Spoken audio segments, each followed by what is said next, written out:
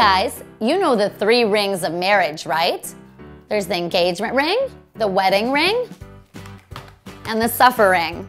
Well, I'm here to make that suffering go away. Well, at least the diamond buying kind. My name's Aaliyah. I'm a 3rd-generation jeweler, and I'm here to simplify what to look for when buying a diamond.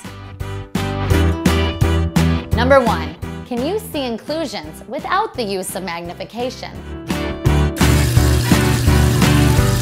All diamonds have flaws. All you need to know is, can you see them, yes or no? What matters is what your lady sees when she looks at her diamond.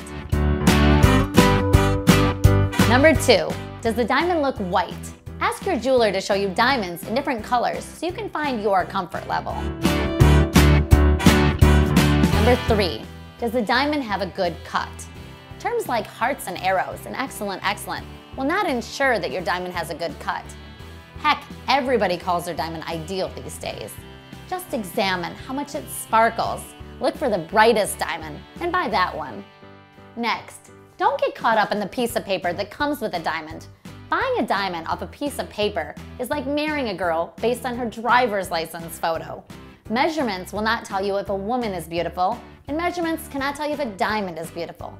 There are many things that a certificate will not tell you about a diamond, like how bright it is. So please, don't just buy a diamond based on the certificate. Hey, I get it. These things are expensive. You don't want to mess this up. That's why you need to find a jeweler that you trust. Finding a jeweler is like finding a mechanic or a dentist. You're going to need ring sizing and maintenance for life. So create a lasting relationship. Oh, and don't buy a diamond online. You might not have heard all the horror stories about customers getting ripped off, but we in the industry have.